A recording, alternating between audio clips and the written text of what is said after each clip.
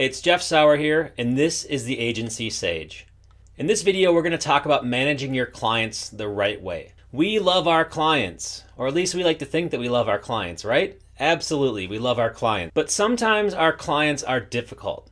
Now, I'm going to pull up an old quote that I've actually either heard somebody else say or maybe I made it up, but this business would be a lot more fun if it wasn't for our clients. I love everything about my business except for having to deal with clients. And that's something that you'll hear yourself saying at some point along your agency journey. Hopefully you don't actually say it to a client because that's the surefire way you're going to get fired, but it's probably something you'll think about when you go through your business. Now, I'm going to tell you that it's easy to blame your clients when things are not going well for you. When things are not going according to your plan, the first person you're going to blame is your client because it couldn't be your fault. It couldn't possibly be you that's to blame, could it? And sometimes it is the client's fault, but most of the time, it's your fault. It's the fault of the service provider for either not setting expectations, not meeting expectations. Now, this is probably going to sound controversial. You're probably going to say, oh, Jeff, you're an idiot. But it's true. Most client problems are our own faults. But I have good news for you. Over time, you're going to learn how to anticipate your client's needs, and you're going to be able to deliver the results that they're looking for. Things are going to get easier, and I want to help you get there as soon as possible. Let's talk about how to manage your clients the right way. Here are 7 steps that you need to follow if you want to have better client relationships and you want to manage your clients effectively. Number 1, set expectations before you do any selling. Before you try to sell somebody on some big contract, set expectations with them as to what results you think you can deliver. Make sure that you think those results are reasonable to deliver, and that when you're putting something out there that you know that you're going to be able to achieve success. Because if you're skeptical as to whether or not you're going to achieve success before you've even started working on the project, you are probably not going to be able to deliver, and it's going to take a huge amount of effort to even break even on this project because you're probably going to sink a lot of hours into something, and you're probably not going to have much to show for it when all is said and done. Number 2, develop a new client onboarding process. Now, this is an important one.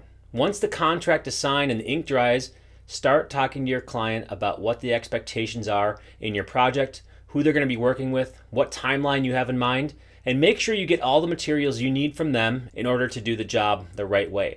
So if you need access to their website, to their content management system, their analytics account, or whatever materials you need access to, make sure you get that. Make sure that you let them know when they need to give it to you and the contingencies that happen if they don't give it to you. Make sure they understand the consequences and how it affects you doing your job if they don't do theirs. Because if you can't set expectations and you don't have some kind of onboarding process, you're going to be waiting a long time to get things. And guess what? That time you're waiting is not time you can be billing. You're not going to be able to bill them for that time because you haven't done anything yet. So make sure you establish an onboarding process to get the materials you need and to set expectations properly. Number 3, schedule a kickoff call with your new customer. Get everybody on your team who's important, who will be dealing with the project, who will be talking to the client, get them on that phone call, and then get all of your major client representatives on there as well, and get everybody on the same page. Talk it out. Talk about what the plans are. Make sure everybody agrees. Make sure you get agreement on that call, because that way you can proceed forward and you can do the things that you expect that you need to do to get the results they want. And if they say something different during the kickoff call from what you told them during the sales process, that's good to know. You want to get that out of the way because this way you can talk about it and you can establish what you're going to do. And if this changes your timeline, you can let them know in real time, okay, we can do that, but it's going to change the way that we deliver this service to you. Number 4, establish your points of contact with the client and then accountability for roles. Who's doing what? And it doesn't just have to be everybody on your team who's doing something. It doesn't have to be just an assignment of your team members.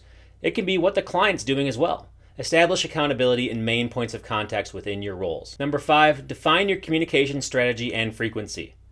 Now, if you think that you should have daily meetings with your client, but they're only available once a month, that's a disconnect.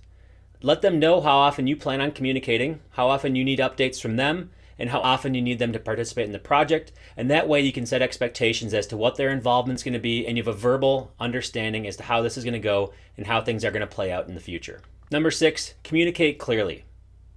This one should go without saying, but be very clear with what you're going to do and what the expectations are. The more clear you are up front, the less chance you have of any kind of craziness happening down the line as things start to go, as you start to deliver on the project. Communication at the beginning goes a long way in the end. Number 7, and our final one, remember, the only way that you win is if your client wins as well. You want to create win-win situations because if it's a win situation for you and not a win for them, you're not going to be winning very long. Either you're not going to get paid by them, you're not going to get a future contract with them, and even your reputation might get dragged through the mud. So make sure you create win-win situations because they need to win first in order for you to win. Make your clients look like winners and you will win too. And I'm going to close this with a rhetorical question.